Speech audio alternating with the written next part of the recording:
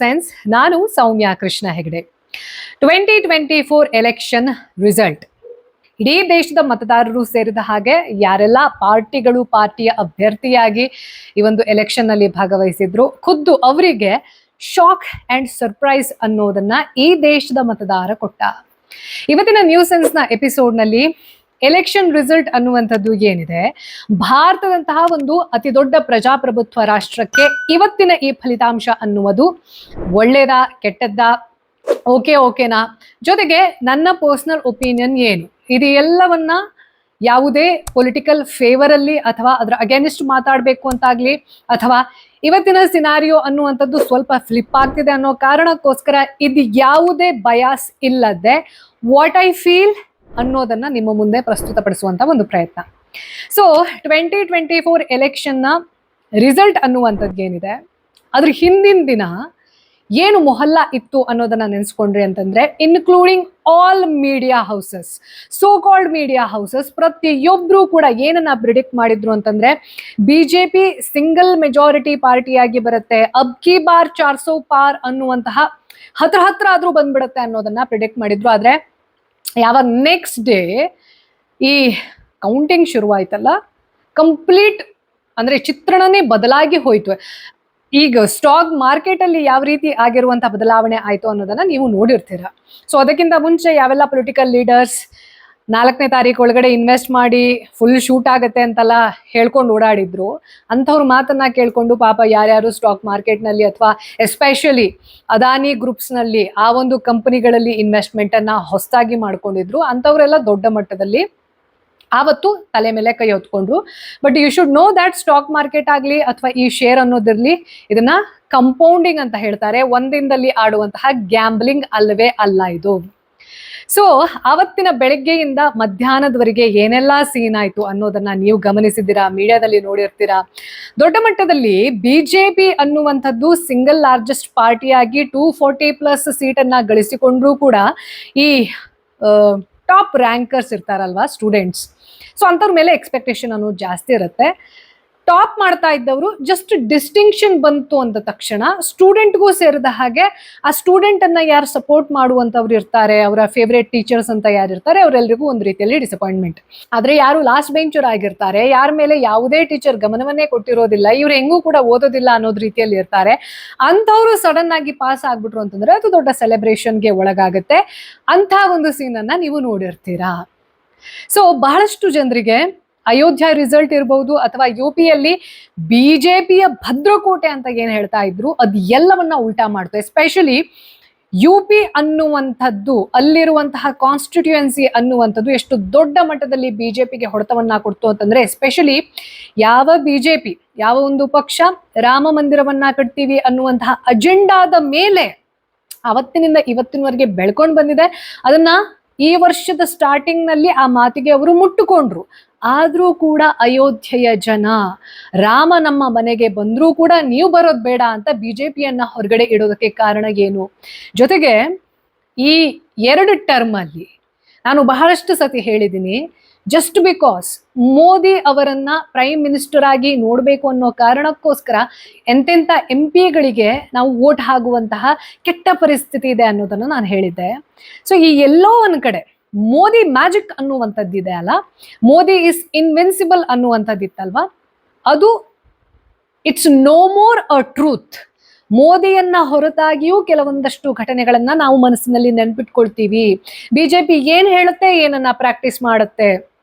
ಮೋದಿ ಅವರನ್ನ ಪಕ್ಕಕ್ಕಿಟ್ಟು ಮಾತಾಡಿದ್ರೆ ಬಿಜೆಪಿಯ ಕೆಲವೊಂದಷ್ಟು ಲೀಡರ್ಸ್ ಅನ್ನುವಂಥವ್ರು ಯಾರಿದ್ದಾರೆ, ಯಾರು ಹಿಂದುತ್ವವನ್ನ ಪ್ರಮೋಟ್ ಮಾಡ್ತಾರೆ, ಯಾರು ಅದನ್ನ ಪ್ರಾಕ್ಟೀಸ್ ಮಾಡಲ್ಲ, ಬೇರೆಯವರಿಗೆ ಪ್ರೀಚ್ ಮಾಡ್ತಾರೆ, ಇದು ಎಲ್ಲವನ್ನ ಜನತೆ ಸೂಕ್ಷ್ಮವಾಗಿ ಗಮನಿಸ್ತಾ ಇದೆ ಅನ್ನುವಂಥದ್ದು ಈ ರಿಸಲ್ಟ್ ನಲ್ಲಿ ಎದ್ದು ಕಾಣಿಸುತ್ತೆ. ಸೊ ನಾವು ಮೇಜರ್ ಆಗಿ ಈ ರಿಸಲ್ಟ್ ಅನ್ನುವಂಥದ್ದು ಏನೆಲ್ಲ ಪಾಠಗಳನ್ನ ಅಥವಾ ಒಂದು ಸ್ಟ್ರಾಂಗ್ ಮೆಸೇಜ್ ಅನ್ನೋದನ್ನ ಕೊಟ್ಟು ಈ ರಿಸಲ್ಟ್ ನ ಮೂಲಕ ಅನ್ನೋದನ್ನ 3 ಅಂಶದಲ್ಲಿ ಅರ್ಥ ಮಾಡ್ಕೊಳ್ಳೋಣ. First one, Hindutva can not be a game any more. ಯಾವುದೇ ಒಂದು ದೇಶ ಇರಲಿ, ಯಾವುದೇ ಒಂದು ರಾಜ್ಯ ಇರಲಿ, ಅಲ್ಲಿ ರಾಜಕೀಯ ಅನ್ನುವಂಥದ್ದು ನಡಿಬೇಕಾದ್ರೆ ಮತ, ಧರ್ಮ, ಜಾತಿ ಅನ್ನುವಂಥದ್ದು ಮಧ್ಯ ಬಂದೇ ಬರುತ್ತೆ. ಅದು ಬರಬಾರ್ದು ಅಂತ ನಾವು ಹೇಳಬಹುದು ಥಿಯಾರಿಟಿಕಲ್ ವೇ ಅಲ್ಲಿ, ಆದ್ರೆ ಪ್ರಾಕ್ಟಿಕಲ್ ಲೈಫ್ ಅಲ್ಲಿ ದಿಸ್ ಇಸ್ ಇಂಪಾಸಿಬಲ್. ಯಾವ ದೇಶದಲ್ಲಿ ಡಿವಿಷನ್ ಅನ್ನೋದೇ on the basis of religion ಆಗಿದೆ, ಅಲ್ಲಿ ಮತದ ಬಗ್ಗೆ ಮಾತಾಡಬಾರ್ದು, ಕಾಸ್ಟ್ ಬಗ್ಗೆ ಮಾತಾಡಬಾರ್ದು ಅಂತಂದ್ರೆ that is not going to give any logic, which is unfortunate. So ಈ ಹಿಂದುತ್ವ ಅನ್ನೋದನ್ನ ಮೆಜಾರಿಟಿ ಅಪೀಸ್ಮೆಂಟ್ ಅನ್ನ ಮಾಡ್ತೀವಿ ಅನ್ನುವಂಥದ್ದು ಏನಿದೆ ಬಿಜೆಪಿಯದ್ದು, ಅದು ಕಾಂಗ್ರೆಸ್ನ ಕೌಂಟರ್ ಆಗಿತ್ತು ಸ್ಟಾರ್ಟಿಂಗ್ ಇಂದಾನು. ನೀವು ಮೈನಾರಿಟಿಯನ್ನ ಅಪೀಸ್ ಮಾಡ್ತೀರಾ ಅಂತಂದ್ರೆ ನಾವು ಮೆಜಾರಿಟಿಯನ್ನ ಅಪೀಸ್ ಮಾಡ್ತೀವಿ, ಅಂಡ್ ಅಪೀಸ್ಮೆಂಟ್ ಈಸ್ ಪಾಲಿಟಿಕ್ಸ್.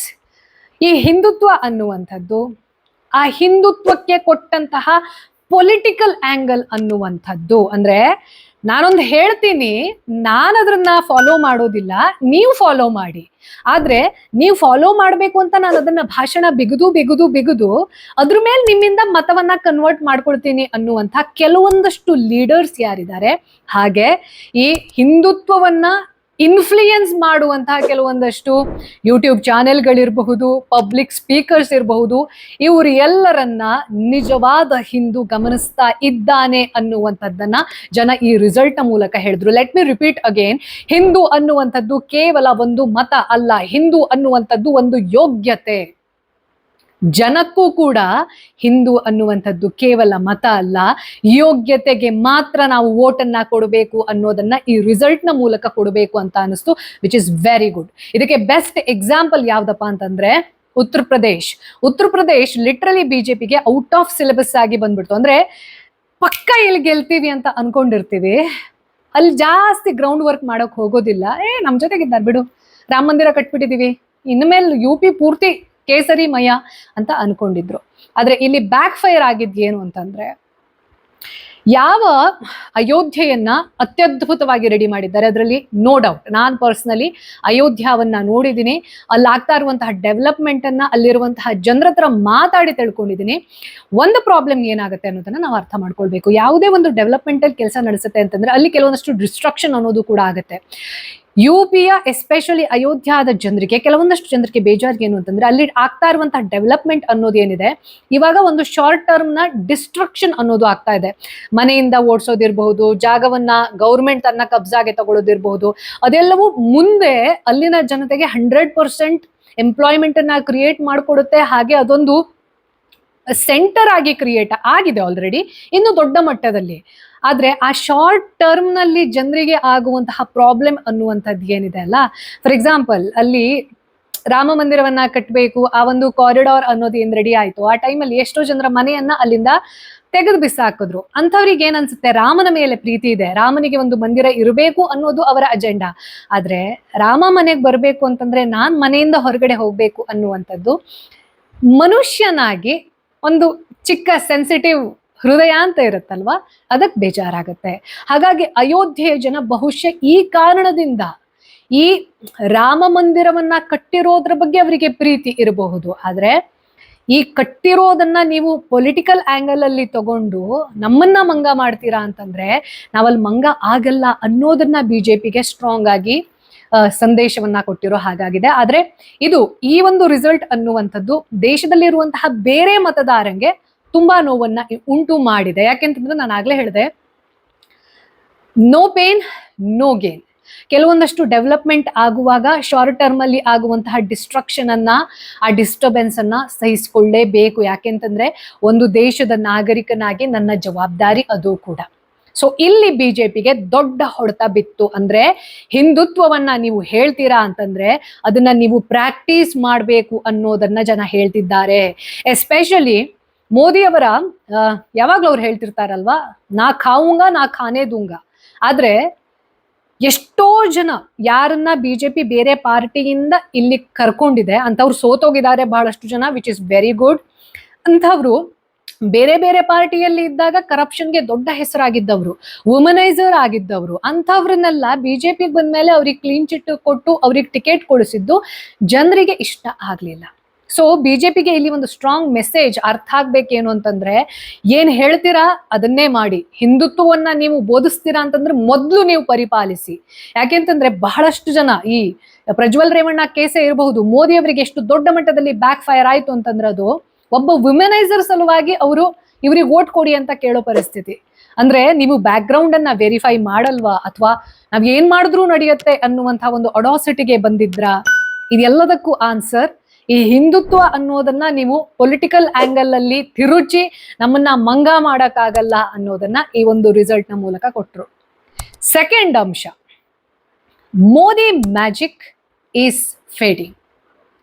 ನೀವು ಮೋದಿ ಫ್ಯಾನ್ ಆಗಿರಿ, ಮೋದಿ ಅಡ್ಮೈರರ್ ಆಗಿರಿ, ಮೋದಿ ಹೇಟರ್ ಆಗಿರಿ, 2014ರಿಂದ 2024ರವರೆಗಿನ ಈ ಒಂದು 10 ವರ್ಷದಲ್ಲಿ ಮೋದಿ ನಡೆದು ಬಂದಂತಹ ದಾರಿ ಅನ್ನುವಂಥದ್ದು no doubt he is one of the best prime ministers India ever had.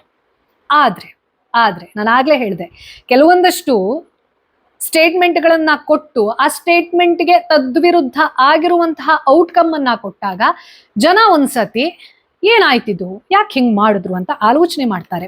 As a prime minister of India ಅಥವಾ ಒಂದು ದೇಶದ ನಾಗರಿಕ ಆಗಿ ಪ್ರಧಾನಮಂತ್ರಿಯನ್ನ ಗೌರವಿಸಬೇಕಾದ್ದು, ಅವರನ್ನ ಶ್ಲಾಘಿಸಬೇಕಾದ್ದು, ಒಳ್ಳೆ ಕೆಲಸವನ್ನ ಮಾಡಿದಾಗ ಪ್ರತಿಯೊಬ್ಬ ನಾಗರಿಕನ ಕರ್ತವ್ಯ. ಆದ್ರೆ ಆ ಪಾರ್ಟಿಯ ಸುತ್ತಮುತ್ತಲಿರೋರು ಯಾರಿರ್ತಾರೆ ಅಂಥವ್ರು ಬರೇ ಹೊಗಳ್ತಾ ಇರೋದು, ಮೋದಿ ಹೆಸರನ್ನ ಹೇಳ್ಕೊಂಡು ವೋಟ್ ತಗೊಳ್ಳೋದು, ಪ್ರತಿಯೊಂದು ವಿಚಾರಕ್ಕೂ ಮೋದಿಯನ್ನ ರೆಸ್ಪಾನ್ಸಿಬಲ್ ಅನ್ನೋ ರೀತಿಯಲ್ಲಿ ತೋರಿಸೋದು, ಇಂಥದ್ದನ್ನ ಮಾಡಿದಾಗ ಜನರಿಗೂ ಕೂಡ, ಇವಾಗ ನಾವು ಹೇಳ್ತೀವಲ್ವಾ, ನಮ್ಗೊಂದು ವಸ್ತು ಇಷ್ಟ ಇರುತ್ತೆ, ಅದ್ರ ಕಂಡ್ರೆ ನಮಗ್ ಪ್ರೀತಿ ಇರುತ್ತೆ, ಆದ್ರೆ ಪದೇ ಅದನ್ನ ಕೇಳಿಸ್ಕೊಂಡು ವಾಕರಿಕೆ ಬರೋ ರೀತಿಯಲ್ಲಿ ಆಗತ್ತಲ್ವಾ, ಅಂಥದ್ದನ್ನ ಬಹಳಷ್ಟು ಜನ ಬಿಜೆಪಿ ಲೀಡರ್ಸ್ ಮಾಡಿದ್ದಾರೆ. ಪ್ರತಿ ವಿಷಯದಲ್ಲಿ ಮೋದಿ ಮೋದಿ ಮೋದಿ ಮೋದಿ ಮೋದಿ ಅಂತ ಹೇಳಿ ಯಾವಾಗ ಓವರ್ ಪಬ್ಲಿಸಿಟಿ ಅನ್ನೋದಾಗತ್ತಲ್ವಾ, ಆವಾಗ ಒಂದ್ಸತಿ ವಾಕರಿಕೆ ಅನ್ನೋದು ಬರುತ್ತೆ.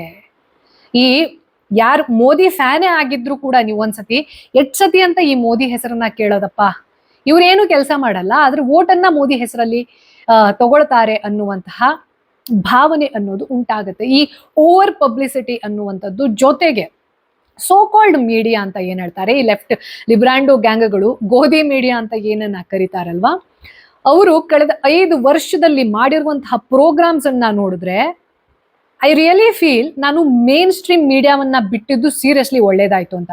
ಅಂದ್ರೆ ನಾನ್ಸೆನ್ಸ್ ಪ್ರೋಗ್ರಾಮ್ ಅನ್ನ ರೆಡಿ ಮಾಡೋದು, ಮೋದಿಯನ್ನ ದೇವರ ಅವತಾರ ಅಂತ ಬಿಂಬಿಸೋದು, ಅದಕ್ಕೆ ಸಂಬಂಧಪಟ್ಟಿರುವಂತಹ ಫನಿ ಕಾಂಟೆಂಟ್ ಅನ್ನ ರೆಡಿ ಮಾಡೋದು. ನಾನು ಆಗ್ಲೇ ಹೇಳಿದೆ, publicity is good, but over publicity is bad publicity.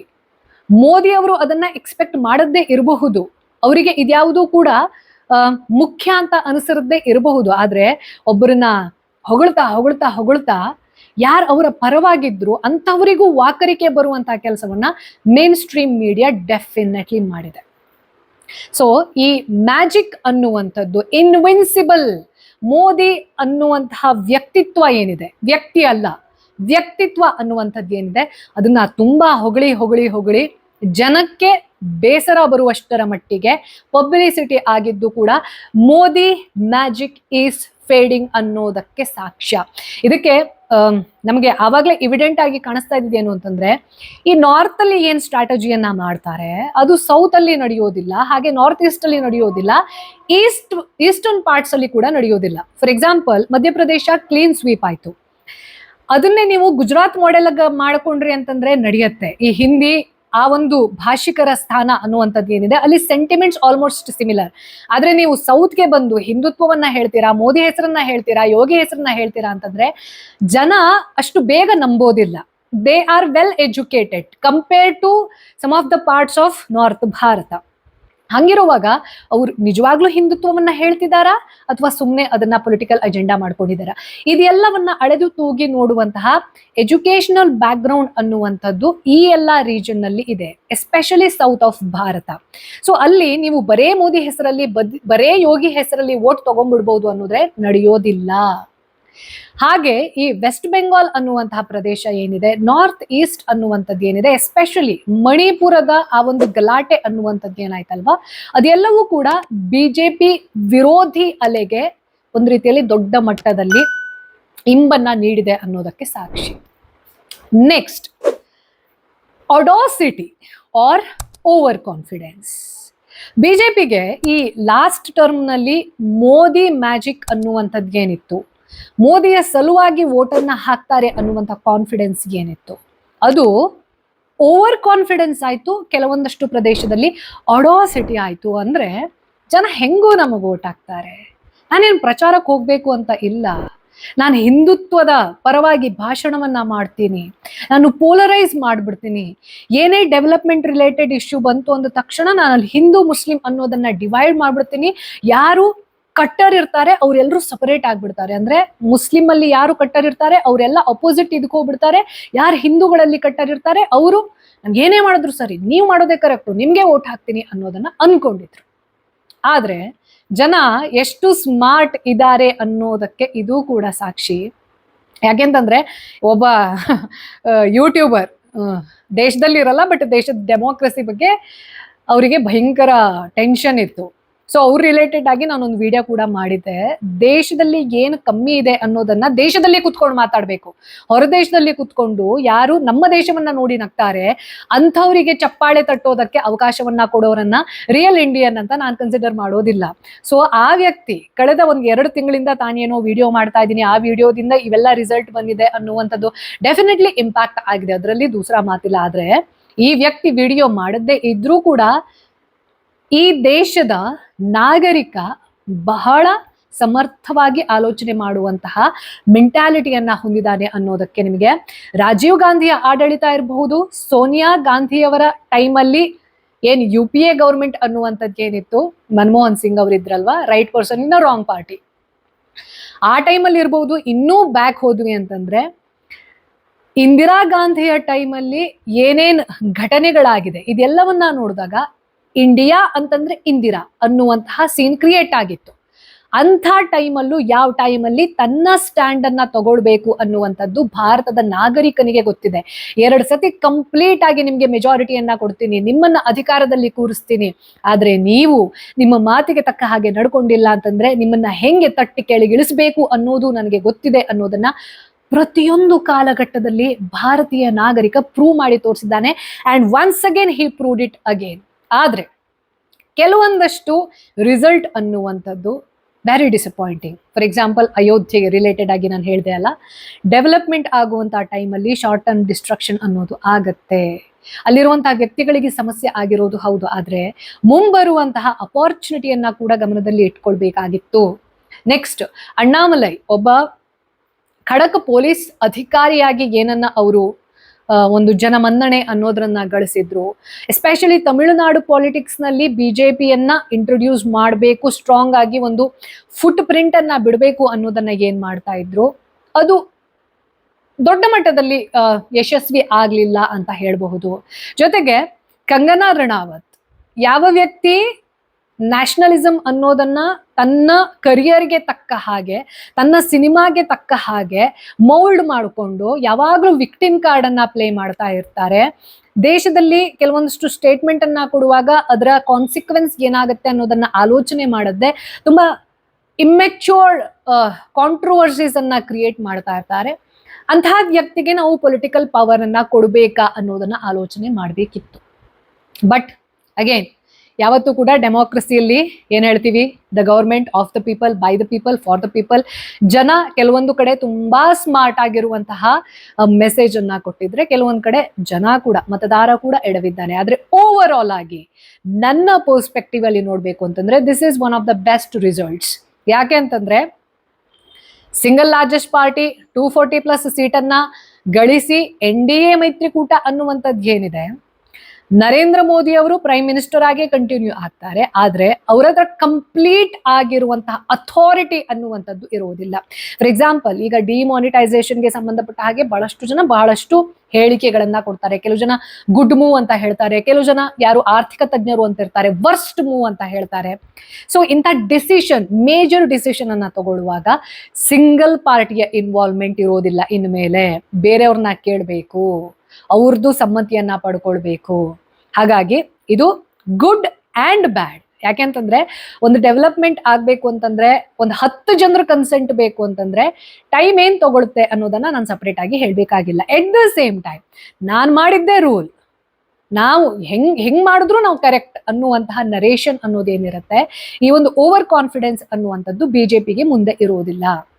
Next, ಇವಾಗ ಯಾರು, ನಾನಾಗ್ಲೇ ಹೇಳಿದೆ, ಲಾಸ್ಟ್ ಬೆಂಚ್ ಅಲ್ಲಿ ಇದ್ದವರು ಸಡನ್ ಆಗಿ ಫಸ್ಟ್ ಕ್ಲಾಸ್ ಅಲ್ಲಿ ಪಾಸ್ ಆಗ್ಬಿಟ್ರೆ ಏನ್ ಸೆಲೆಬ್ರೇಷನ್ ಮಾಡ್ತಾ ಇದಾರಲ್ವಾ, ದಯವಿಟ್ಟು ಅರ್ಥ ಮಾಡ್ಕೊಳ್ಳಿ. ಬಿಜೆಪಿಯನ್ನ ಕೌಂಟರ್ ಮಾಡಿದ್ದು ಕಾಂಗ್ರೆಸ್ ಅಲ್ಲ, ಬಿಜೆಪಿಯನ್ನ ಕೌಂಟರ್ ಮಾಡಿದ್ದು INDIA ಅನ್ನುವಂತಹ ಮೈತ್ರಿಕೂಟ. ಆದ್ರೆ ಈ ಮೈತ್ರಿಕೂಟ ಸಮರ್ಥವಾಗಿರುವಂತಹ ಅಪೋಸಿಷನ್ ಅನ್ನ ಕ್ರಿಯೇಟ್ ಮಾಡುತ್ತಾ ಅನ್ನೋದು ಕೂಡ ನನ್ನ ಪ್ರಶ್ನೆ. ಯಾಕೆಂತಂದ್ರೆ ಇವ್ರ ಮಧ್ಯದಲ್ಲಿ ಕೂಡೋಕ್ಕಿಂತ ಮುಂಚೆನೆ ಬಿರುಕು ಬಂದೋಗಿರೋದು. ಸೊ ಆ ಬಿರುಕಲ್ಲಿ ಇವಾಗ ಅಧಿಕಾರವಂತೂ ಸಿಗಲಿಲ್ಲ. ಆ ಅಧಿಕಾರ ಸಿಗಲಿಲ್ಲ ಅಂತ ನಾವು ಒಂದು ಸ್ಟ್ರಾಂಗ್ ಅಪೋಸಿಷನ್ ಪಾರ್ಟಿಯನ್ನ ಎಲ್ಲಿ ಕ್ರಿಟಿಸೈಸ್ ಮಾಡಬೇಕು ಅಲ್ಲಿ ಕ್ರಿಟಿಸೈಸ್ ಮಾಡ್ತೀವಿ, ಎಲ್ಲಿ ಸಪೋರ್ಟಿವ್ ಆಗಿ ಮಾತಾಡಬೇಕು ಅಲ್ಲಿ ಸಪೋರ್ಟಿವ್ ಆಗಿ ಮಾಡ್ತೀವಿ. ನಾವು ಅಧಿಕಾರದಲ್ಲಿ ಇಲ್ಲದೆ ಇದ್ರೂ ಪರವಾಗಿಲ್ಲ, ದೇಶದ ಡೆವಲಪ್ಮೆಂಟ್ ಅಲ್ಲಿ ನಮ್ಮ ಕೊಡುಗೆಯನ್ನ ಕೊಡ್ತೀವಿ ಅಂತ ಮಾಡಿದ್ವಿ ಅಂತಂದ್ರೆ this is going to be one of the best terms. ಆದ್ರೆ ಇಲ್ಲಿ ಏನಾದ್ರೂ ಮತ್ತೆ ಬಿರುಕು ಶುರುವಾಯಿತು ಅಂತಂದ್ರೆ ಅದು ಬಿಜೆಪಿಗೆ ಮುಂದಿನ ಎಲೆಕ್ಷನ್ ನಲ್ಲಿ ಅಡ್ವಾಂಟೇಜ್ ಅಗೇನ್. ಸೊ ಈ ಒಂದು ರಿಸಲ್ಟ್ ಅನ್ನುವಂಥದ್ದು ಟೋಟಲಿ ಒಂದ್ 2-3 ಸೆಂಟೆನ್ಸ್ ಅಲ್ಲಿ ಸಮರೈಸ್ ಮಾಡಿ ಹೇಳ್ಬೇಕು ಅಂತಂದ್ರೆ ಲಿಟ್ರಲಿ ಡೆಮಾಕ್ರಸಿ ಅನ್ನುವಂಥದ್ದನ್ನ ಭಾರತದಲ್ಲಿ ಯಾವತ್ತೂ ಯಾರೂ ಕೂಡ ಅಲ್ಲಾಡಿಸೋಕೆ ಸಾಧ್ಯ ಇಲ್ಲ ಅನ್ನೋದಕ್ಕೆ ದಿಸ್ ಇಸ್ ಸೀಲ್ ಹೊಡೆದು ಹೇಳ್ದಂಗೆ. ನೆಕ್ಸ್ಟ್, ಕೆಲವೊಂದು ಕಡೆ ಎಲ್ಲಿ ಸ್ಮಾರ್ಟ್ ಆಗಿ ಆನ್ಸರ್ ಮಾಡ್ತಾರೆ ಮತದಾರ, ಎಲ್ಲಿ ಕೆಲವೊಂದು ಕಡೆ ಡಂಬ್ ಆಗಿ ಆನ್ಸರ್ ಮಾಡಬಹುದು ಅನ್ನೋದಕ್ಕೂ ಕೂಡ ದಿಸ್ ಗೇವ್ ಅ ಪ್ರೂಫ್.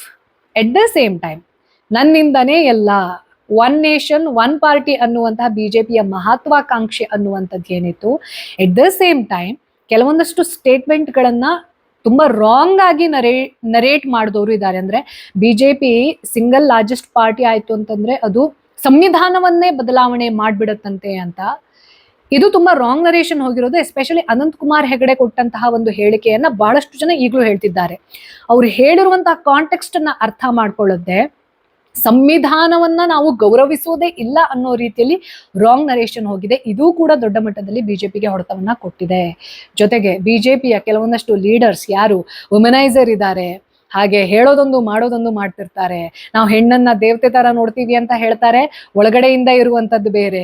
ಕೆಲವೊಂದಷ್ಟು ಬ್ಯಾಡ್ ಇನ್ಫ್ಲೂಯೆನ್ಸರ್ಸ್ ಯಾರಿದ್ದಾರೆ, ಯೂಟ್ಯೂಬ್ ಚಾನಲ್ ತೆಕ್ಕೊಂಡು ಕೂತಿರ್ತಾರೆ, ಪಬ್ಲಿಕ್ ಸ್ಪೀಕಿಂಗ್ ಅಂತ ಮಾಡ್ತಾರೆ, ಆದ್ರೆ ಅವರು ಹೊರಗಡೆ ಇರೋದೇ ಬೇರೆ, ಒಳಗಡೆ ಮಾಡ್ತಾ ಇರೋದೇ ಬೇರೆ. ಇದೆಲ್ಲವೂ ಕೂಡ ಜನರಿಗೆ ನಿಮ್ಮ ಪರ್ಸನಲ್ ಪರಿಚಯ ಇಲ್ಲದೆ ಇದ್ರೂ ಕೂಡ ನಿಮ್ಮ ಒಂದು ಡಿಜಿಟಲ್ ವೈಬ್ ನ ಮೂಲಕ ಅವರು ಗುರುತಿಸ್ತಾರೆ ಅನ್ನೋದಕ್ಕೆ ದಿಸ್ ಇಸ್ ವೆರಿ ಕ್ಲಿಯರ್. ನನ್ನ ಪ್ರಕಾರ ಈ ಒಂದು ರಿಸಲ್ಟ್ ಅನ್ನುವಂಥದ್ದಿದೆ ಅಲ್ಲ, ಪ್ರತಿಯೊಂದನ್ನ ಚೆಕ್ ಅಂಡ್ ಬ್ಯಾಲೆನ್ಸ್ ನಲ್ಲಿ ಇಟ್ಟಿರುವಂತಹ result. What you say? Let me know in the comment section below. Take care.